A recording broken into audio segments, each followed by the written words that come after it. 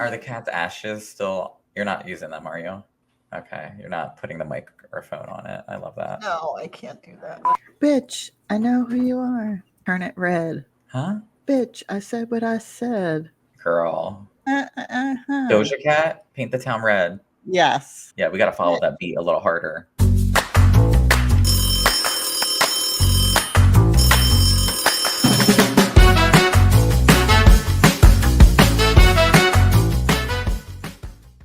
I feel like your life's become so mundane. Work, sleep, work. Yeah, that's all I've been doing, just work and sleep. Not as exciting anymore. No, I mean, you went out the other night. That was fun for you. How hilarious that I'm literally like sitting there at dinner with my dentist, and she's like, "Wait, hold on, I have your night guard here. I gotta give it to you." So I was like, okay. So we're having a glass of wine, and I got my new night guard. So I was like, that's kind of iconic. So I'm here for it. That is.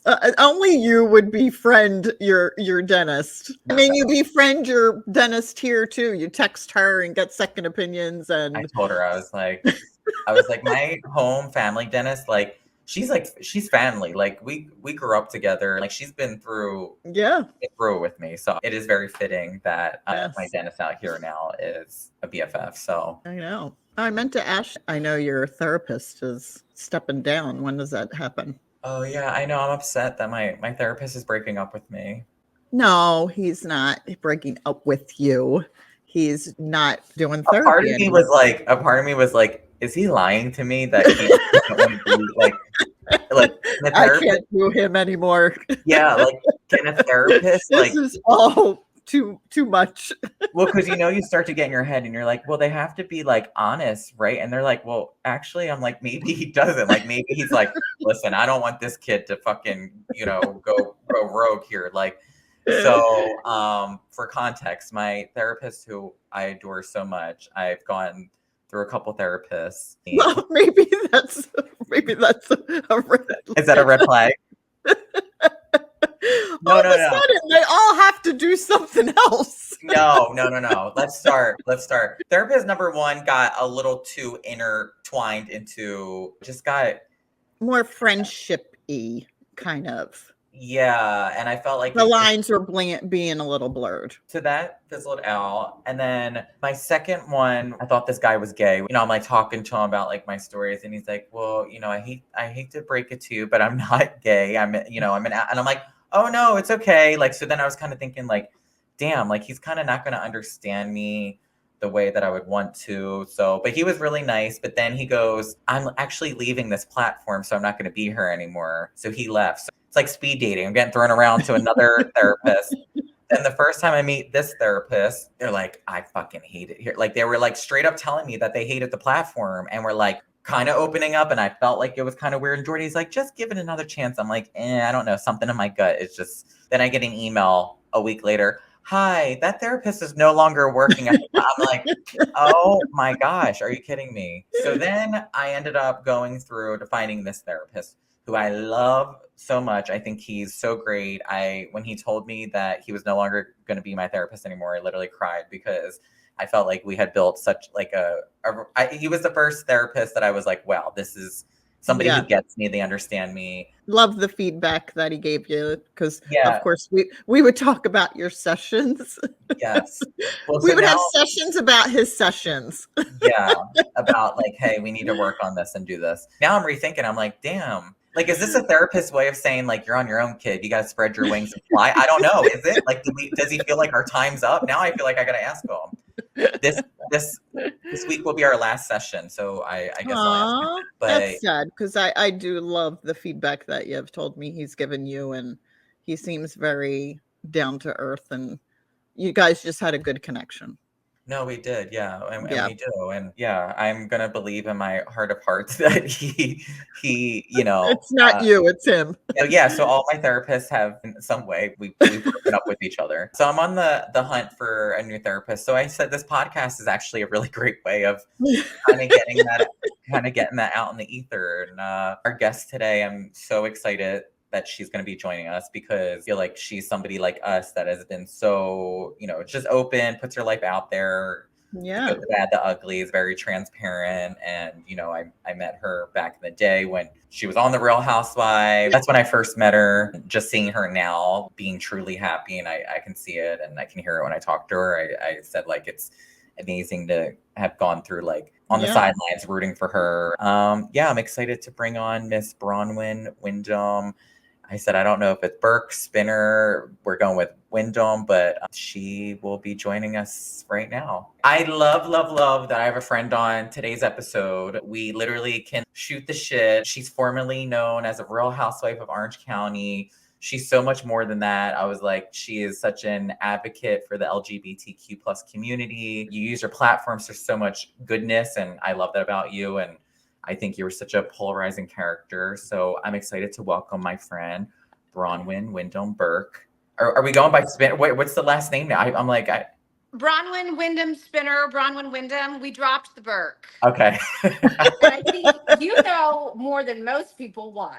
Well, that's why after I said it, I was like, wait, I need to make sure that we're going by this or not. So you have heard and seen things that people wouldn't believe. So yeah, let's just call Braunwyn Windham. Braunwyn Windham, love it. Yeah. You're coming out on top. Look at you. You look amazing. You're smiling. You look happy. I love living with my wife. It's so fun. It's like my best friend, my partner, all of it. Like it's like a slumber party every night. It's so fun. You just want your mom to be with somebody that is going to treat them well. Right. So you need to switch teams. The time Because because women get women, right? We have to start off with, like, how we met, though. I remember I was working on Real Housewives of Orange County. I think it was like your first season. And we, like, did this event. And I just remember I was like, oh, that's the newbie coming in. And I think, like, the boobies came out and she had pasties on in the hallway. And I was like, oh my gosh, iconic behavior. Not much has changed. And then, like, I think, like, a year within that time frame, we met through a mutual friend, and we just really hit it off. And, we had times at the bars together. I've seen you, like, go through all the motions of the person that you are now, which I love. We had a lot of fun at the Pink Pony Club. Yeah, we did have a lot of fun at the Pink. I was like, I have to say that first. Wait, what's it called? Chapel Roan, the pop star girl that, like, yes. Yeah, I have to say the pop star girl for my mom. Braunwyn took me to a GLAAD event, and it was at, like, Justin Tranter's house. Yeah. And Braunwyn's, like, so, like, hi, like, she just goes up to everybody and will say hi, straight conversation. There's, like, this girl, and they were, like, really, like, they looked like teenagers. Yeah, she was really young and really nervous to be performing that night. So we were talking to her like, hey, you did great. Good job, sweetie. Because she was kind of the same age as my daughter. Yeah. And just, and she was dressed in, like, jeans and a t-shirt or something. Lo and behold, that's Chapel Roan, who now I have on repeat as really. She's now a gay icon. Yeah, and, she's, like, the biggest, like, growing pop star. Like, but it's just so funny because I literally say, Braunwyn was just like, hi, I'm Braunwyn. She's like, hi, I'm Chapel. And I'm like, fuck, like, only if we would have known what we knew now then. I would have taken a selfie for sure. That's 100%. Yeah, I would have been like, girl, Pink Pony Club is the shit. Like, that's my song. And the Pink Pony Club is the Abbey. So that's where we always hung out when we were in LA. We always go to the Abbey. So yeah. Anyway, we've had fun times. We've had crazy times. Oh my God. The women stories. Remember when I would get myself into trouble when I accidentally have 2 dates at the same place? Yeah, I was going to say, I think I've carried a couple of your dates out of the Pink Pony Club in West Hollywood. So. Wow, that was fun. I love Tennessee, but I will say I miss those crazy nights in LA with all my friends. Yeah, I was like, you've been through a lot and you've been in quite a transitional phase. And I was like, that's why Braunwyn is going to be, like, the perfect guest, because she's so open. Like, you just talk about everything. You don't hold anything back. Kind of the way me and Paul's relationship is. Yeah. Which is so beautiful. I love it. You guys are like mother and son, and you guys have that. That's beautiful. Well, yeah, I think for us, it's, like, important, like, being gay, having open conversations, outside looking in when people are like, wow, you're gay and you have this really great relationship with your mom. I was like, wow, like, you're right. I am very lucky and fortunate to have that. And I, not everybody is fortunate enough. So, having this like platform and doing that was like super special to us. You have been in quite the transition. I'm like, for anybody listening, this is how I sum up your life, right? Okay. Literally was on a reality TV show, married with 7 kids, married to a man, became sober, opened up her whole life to everybody, was so vulnerable, ended up coming out, got out of an unhealthy relationship, moved completely out of her wheelhouse to Tennessee. And I'm like, you can't make this shit up, with her children. Yeah. Then fell in love with your wife, and we're living in a house at one point with your soon-to-be ex-husband, your wife, and your children in Tennessee. Talk about a reality show. Yeah, that is all true. That all happened.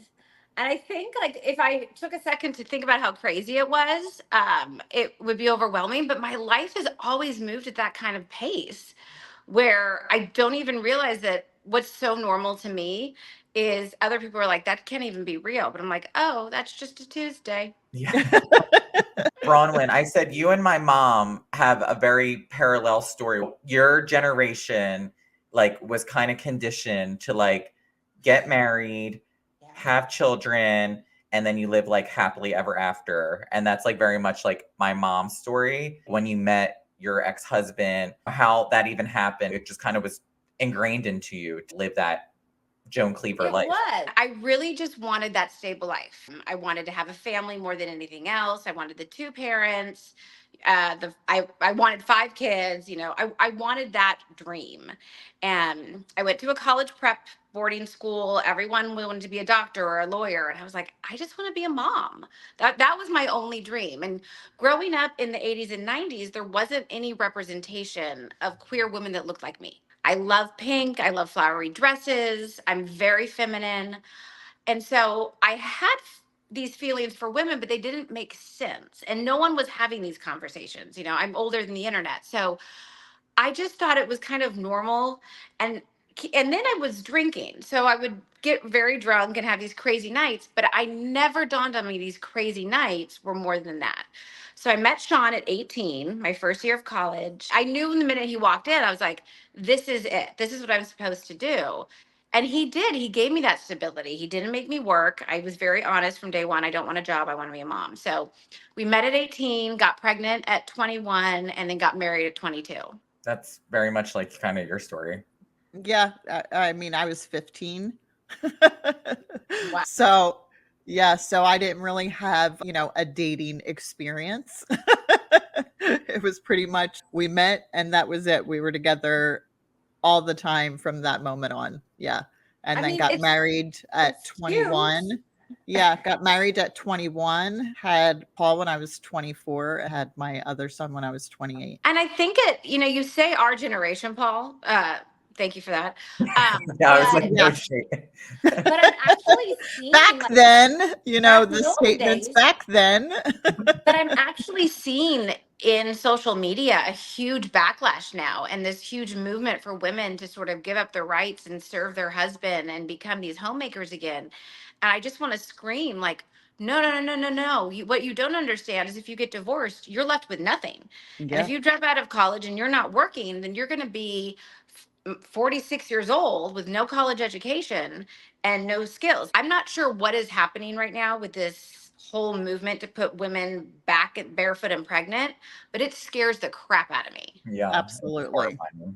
We've worked so hard to get where we're at, and now it's backpedaling. Yeah. Yeah, I feel like the patriarchy is kind of caught wind of the fact that we're becoming these strong, independent women. And they're like, no, go back in your box. We don't want women to be these powerful people. Yeah. Well, I've always said, I'm like, the hierarchy is women, gay men, straight men. So I'm like, that's my philosophy on life. Speaking of that, though, like how you're talking about that, what is that like, given that you have all these children and then you were in such an early relationship? Because you're now, knowing you're such an independent person. Like I can't even picture. Right. What was that point that you were like, this has got to change? This is not It was when I got sober. So when I got sober, I started to have clarity. And I got sober during the pandemic. So I couldn't shop. I couldn't plan a party. I couldn't go on a trip. Like the rest of the world, I was at home and I was not drinking and I had nothing to sort of use to take my mind off of things. And I was just there with my thoughts. You know, I had everything I ever wanted and I didn't really want any of it. And that was a huge wake up call. I didn't care if I was a member at the country club. I didn't care about the clothes or the shoes or whatever. None of that mattered. I wasn't living my life authentically. It was time for me to make a change. Part of it was forced upon me because I was forced to come out before I was ready. I'm so grateful for how it all played in because life now, like I don't have the financial resources that I used to have, but it's so much more real. I'm doing the work to understand why I made those choices that I did. That has been such just an amazing journey. Did you feel like you were living such a double life being on Housewives and such a reality show and have to portray I feel a like I've certain kind always of sort of led a double life. I always had this crazy side of me when I was at boarding school. You know, I would put on my uniform and go to chapel after being in LA at the clubs. You know, I would hook up with At the Pink girls Pony Club. at the Pink Pony Club. You know, like I've always had these two sides to me. I had that crazy party girl, but then I was the Girl Scout troop leader and the PTA mom and the room mom. And so I've always had a slightly duplicitous life. Party Braunwyn that went out and had a great time, hooked up with women, and then this very traditional stay-at-home mom figure. And that was hard to manage, I think. And I think when I was, you know, thrust into the spotlight all of a sudden with no warning and I had no clue what I was getting into, it really made me have to like look at myself because my two worlds were colliding and it wasn't going well. yeah. When I think back on that and just to see you now, I'm like, oh my God, like just it's like night and day, truly. Yeah. And I think it had to come to a head. I'm so grateful that I was put in that position because I don't think if it wasn't something so monumentous, I wouldn't have been forced to kind of confront all of these issues. And I'm so grateful now that I did. Well, I mean, we do talk a lot about, you know, having a coming out and how it was for like Paul to come out to me and stuff. How was it for your family when you finally let it all out? So I did an article with GLAAD. And I, you know, talked, I'm a lesbian. And then they held it for as long as they could because there had been some photos that had gotten out that TMZ had, but they weren't going to post them because they don't out people. That's their policy. But someone else had gotten them. So I knew the story was about to run. It was going that day. And so I called my mom from the soccer field. I'm like, hey, Mom, I'm gay and I'm dating a woman. She's like, that makes so much more sense. Oh, but I mean, that's a good response. That's awesome. Yeah. And what about your kids? The kids didn't have a hard time with me being gay. They had a hard time with me and their father not being together. And that's still something that I think we're all struggling with. It hasn't been an easy uncoupling. My ex-husband is a narcissist, a covert narcissist, which I've learned a lot about in therapy.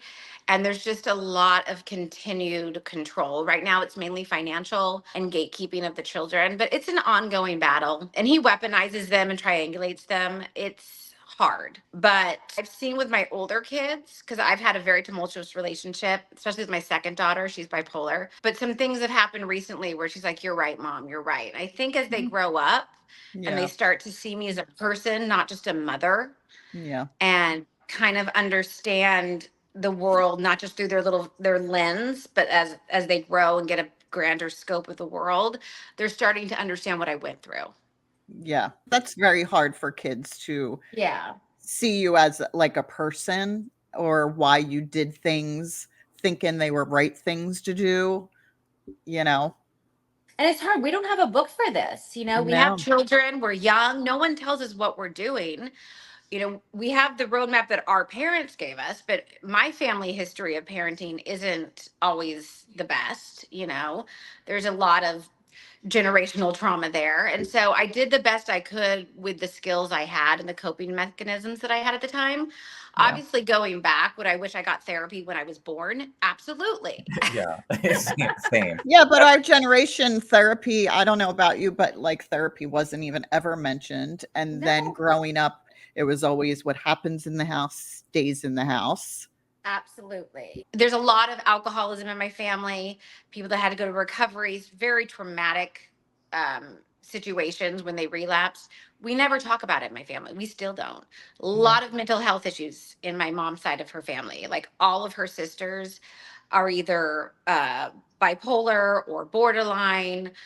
It's a lot. And we Yeah. don't talk about this. And then I come along and I'm like, I'm going to talk about all the things super publicly, and they don't know what to do with that. I feel like that's why we're similar, Bronwyn. It's because my mom, she's always been like more like she's personable, but I feel like, she came up in a time where it was like, you don't talk about it, like she just said. But then now I'm so like, no, we need to hold people accountable. And I'm like, I need to know right now, like, why are we doing this? Like, why is this person like that in our family? Like, I'm like, I can't be quiet because I feel like we grew up not being able to speak on those things. My drinking was problematic from the time I was 14. Maybe someone could have been like, hey. Right. Like, Here's a history. Here's a little Right. less like something you need to be careful of because Yeah. this is in your family and this is, yeah. And even now, I don't even think they use the word alcoholic. It's just, oh, I don't drink. But like, yeah, because you're an alcoholic. I use that word. I've taken the shame away from it. My children know I'm an alcoholic, but they don't use it as an insult. It's just like, oh, my mom's an alcoholic. She's in recovery. Yeah. Um, I you don't know, think there should be any shame towards that at all. yeah, they know that I go to therapy. All of my children are in therapy. It's like we joke about it in our family, like, what's your crazy? Because everyone has one. And it's kind of embracing like what is yours? Do you have OCD? Do you have CPSD or CPTSD? Do you have depression, anxiety? Like everyone has something. What would you say your crazy is? Oh God, I have so much. No, my I've been diagnosed with CPTSD. I have depression. And for me, I think the biggest thing that I'm learning in therapy is these trauma triggers that I learned as a child to protect me. They served me really well as a kid, but they don't serve me now. So I'm very reactive. I don't like, and now I'm getting to the point where I respond. I don't react, but that's taken a lot of work. Oh yeah, 100%. I think that's like something we can relate to in a way of like, when you grow up in like a very hostile, abusive environment, you're always on edge. You're kind of like walking around fight or flight, right? Like it's like you kind of feel like your defense mechanism is to react. And then once you finally get out of that, it's like, oh, whoa, I don't need to always be like this. I can pull myself in, I can be calm, and I can check in with myself before I fly off the handle. I wasn't a react. I was a retreat. I would just, Shut I would down. just, 100%. Yeah. I think for me, the abandonment issues, because my dad left, my mom went back to school, that whole everyone leaves me thing was such a core part of my personality. And I didn't even understand it, that dealing with this divorce and the actions that my ex-husband took afterward just put me for about I think it was like a year or two, Paul, you were around for it. I was just in a hyper state of triggered. Yeah. Like it wasn't healthy. No, What I did mean, did you think that all of yous living together was a good thing? At the time I did. I really did. Because back then, Sean and Jen got along really well. And it wasn't until we were in Tennessee. He wasn't supposed to stay with us full time. He was going to come and stay part time.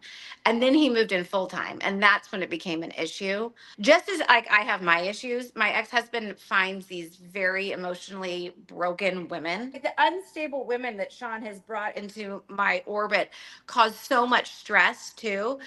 But now I'm starting to understand that he has his issues. So he's attracted to women, myself included, that are mentally unstable and are needy and do have abandonment issues and all of this stuff. So Yeah. it's allowed me to give him more grace, and also the women he keeps bringing into our life more grace. I know you and your mom, you've been very open about it. You guys are in a great place, but it hasn't always been like that. What was that like working through having a parent where, you have that kind of up and down relationship with? And because, you do have to get past the resentment, right? Like, and you have to be open to saying, hey, this is what happened. We're not going to harp on it. We're going to move forward. And it's great because I feel like your mom was open to doing that. She wasn't like adamant about saying no, like she's taken accountability, vice versa. I think a big part is the same thing that I said with my own children, is viewing my mom as a human. Her childhood was very hard, very hard. And so she had me at 22, very young. And she did the best with what she had. And I think her acknowledging that, her best affected me Yeah. was sort of all I needed, and then we've been able to move forward as adults and women. And I've been able to, that part of my heart that I had to close down as a child, which is so sad, but I had to lock that up so I wouldn't get hurt.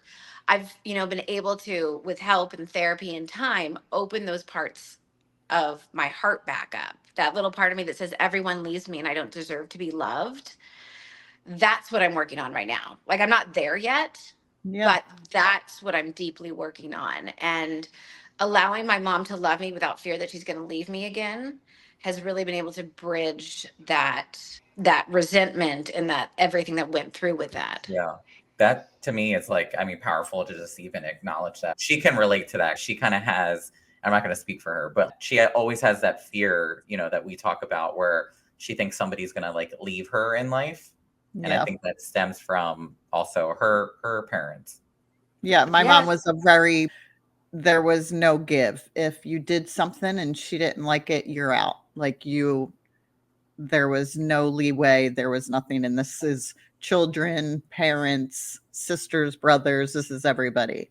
So like if me and Paul get in like an argument or something, I'll become hyper like sensitive and like hyper like, oh my God, he's never going to talk to me again. Like this is. And I'm like, Mom, I'm like, I don't function like that. You know what like, I could never imagine my life without my mom. Like, you know what I mean? Like, and we've always been like that. And I'm like, I always feel badly. She kind of projects without realizing that she's putting on me, but then that makes me feel sad. And I'm like, I would never, there's nothing in my world that my mom could do so drastically that I'd be like, I'm done. You know what I mean? And you're lucky that you have that, because growing up with unconditional love that isn't going anywhere is something I can't even wrap my brain around.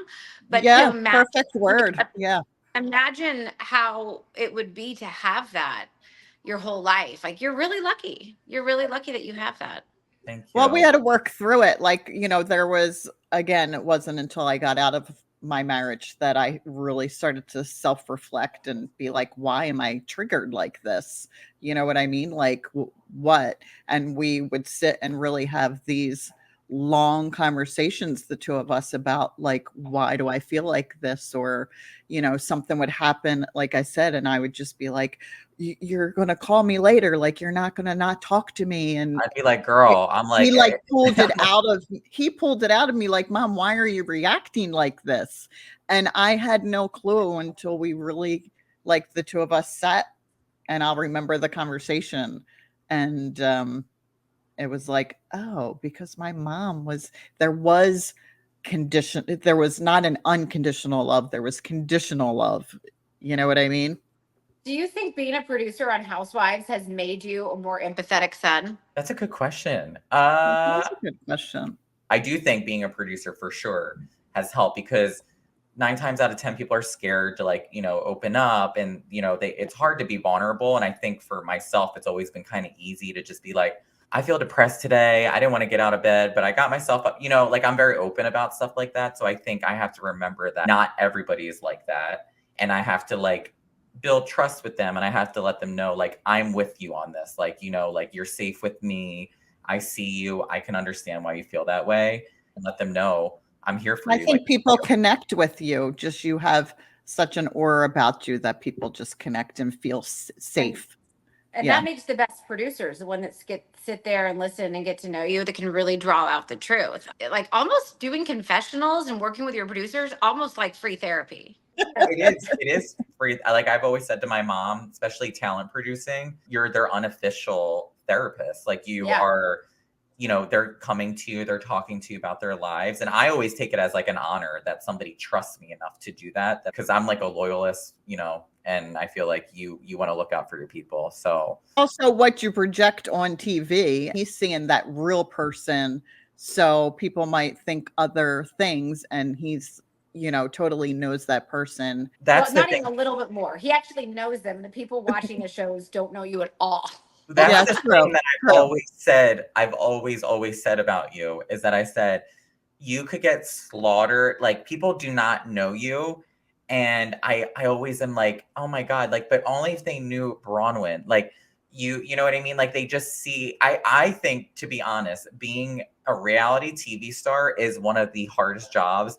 And I don't care what anyone says, because I feel like people could watch you on TV and they would be like, oh, I could, I'm telling you, when you get up to that, like to go bat and it's your first pitch, it's like you're putting everything out there, and you're not going to be a good reality TV star if you're not giving that all, right? Like, it firsthand. And no one can prepare you for the backlash and people having such horrible opinions. Like I've always gotten along with women my whole life. I have tons of women friends. I'm social. People like me in real life. And then to be so hated, it's just like, huh. And it does make you, for me, like, wait, maybe I am a horrible person. Like, I don't know. But you know what? At the end of the day, you get so used to it, it doesn't mean anything. And if you had told me that 5 years ago, I wouldn't have believed you. But it's like, whatever. No, but Really? the way that she's so flippant about it now is like how you can tell that you just have built up this, like, yeah, whatever. Like, I don't care anymore. Because it's so far away from it. I'm like, yeah, well, I live in Nashville now. And No, you're the happiest I've ever seen you. I told you that. Like, I remember extensions, long hair, dresses. And I'm like, I really feel like I've gone through this journey with you to see you just like be who you are. And you just don't give a fuck like in the best way possible, which I love. Yeah. This is who I am now. I cut off my hair. My nails are real. I'm wearing pajama bottoms right now. And I'm so happy. Well, I was like, great. I'm wearing pajama shorts. So I was like, we're in the same boat. So we're doing great, sweetie. You brought it up earlier, like me and my mom are like so open with like our dialogue about like the abandonment and our traumas. What is it like to have first 7 kids to be able, one, to juggle all their different emotions and needs, but then like also being conscious of like not passing along those traumas that you have endured and your kids view you like your mom, where you're just a person doing your best? I think if I'm being totally honest with the older kids, I have passed it on because I wasn't aware of myself, what I was going through. And like I said, I was reacting, not responding. I've made amends to them since then, and I'm making a living amends. And I've explained to them why. And even the younger kids, I've explained to them what my childhood was like compared to theirs. And this is why I react this way. It's almost impossible not to pass down any trauma to your children. I think that if you live a life that's authentic and real, you're going to go through hard times. A lot of what I learned, I didn't start to learn until my 40s. So I'm doing a much better job now with my younger children. But showing my daughters, especially my older daughters, that I'm a person, this is what I went through, and this is what I'm doing now. That is how I'm healing those wounds and not transferring it down to them by owning it. I'm sorry that I did this. I'm sorry that I did. I gave you these feelings, and making conscious decisions to change them and keeping those lines of dialogue open for when they're having feelings and not shutting them down. I know for a long time in my family, if I would try to bring up a subject or talk about my feelings or how something felt, I would be shut down. And I learned not to talk anymore. And I'm really doing my best to give my kids like, hey, I'm here to listen. I'm not going to react. I'm not going to be upset. Your feelings are valid. I love that. Me too. Yeah. Just that little bit of what you're doing, I feel, for your kids, and apologizing and doing that just takes a little bit away that trauma, that they're going to take a little bit less trauma when they have kids. And then the next generation, each part's going to be less and less. It's amazing, coming from like my mom's amazing, obviously, but like, having a dad who kind of has never stepped up to the plate and said, hey, I've done XYZ. I always find that even if you did fuck up at a certain point as a parent, if you can own up to that and try to make amends and do better, I can like respect that to some, you know what I mean? Like that to me takes a lot to say, I've done this to you and I want to work on it and I want to do better. So I always feel like that means a lot when I hear somebody say that. And with my kids, I don't need to be right or tell them that their memories or whatever aren't. Like, whatever their feelings are, those are their feelings. And my Yeah. job as a mother is to just validate them, make them feel safe and loved, and then get past it, you know? I think that that has been a really great gift, is just owning your stuff. And a lot of this is stuff I learned in the rooms. I'm in a 12-step program. And I think a big part of that is making amends and then, you know, living your life in a very conscientious way moving forward. What does ultimate happiness look like for you now? Like you've had so many different changes in your life. Like what is it? And even for people that are listening, like the things that you're doing now. Ultimate happiness is financial security. That is number one. Not knowing that I can take care of myself no matter what. And so I went to school to be a sober coach, and then I'm going to finish my undergrad and go back to law school. I start back in the fall.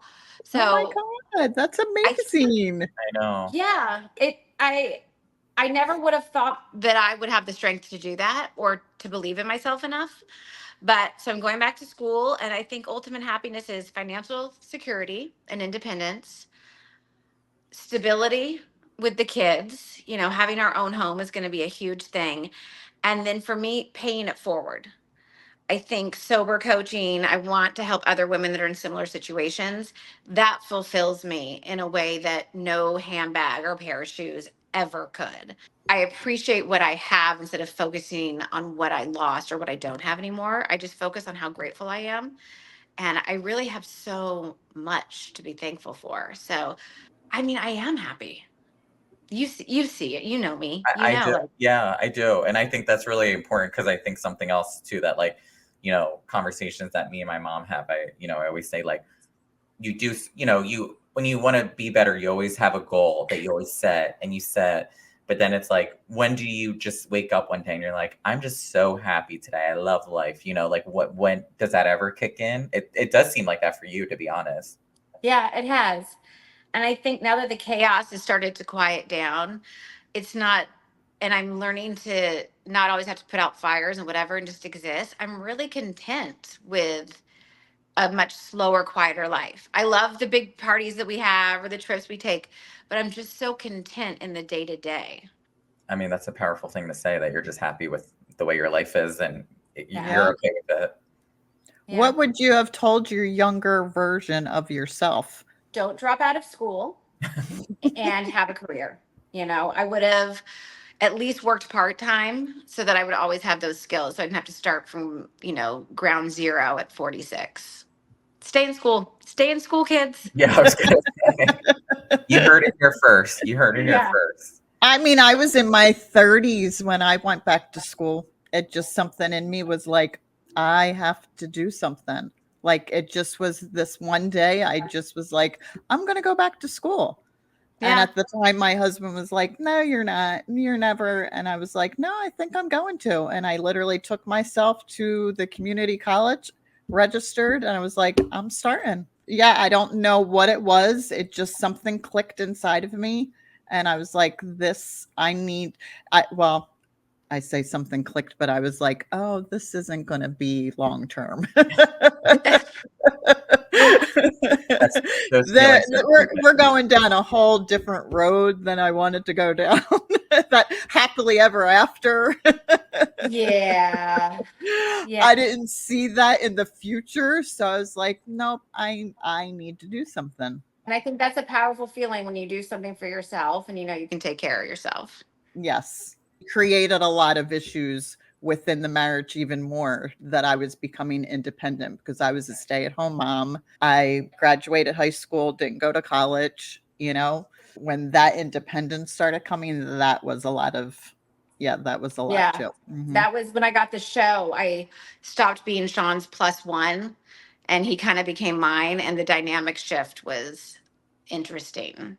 Yeah. How beautiful that I get to witness two women just coming into this new renaissance of life. My mom always has said that as she's gotten older, she finds herself to be so much more powerful. And like, to me, that's why I was like, this is a good pairing, because I was like, Braunwyn's going to come in, enlighten us, speak some truth, be honest. And like, you guys have a lot in common, which I think is many women, I'm sure, around your age. can Yep. relate I to. think your 40s and 50s, you finally find your power. I agree. You start coming Yes. into it in the 30s a little, Thank but God, 'cause by I'm like, I need trust to. me, by your 50s, you're like, I don't have time for this. Yeah, exactly.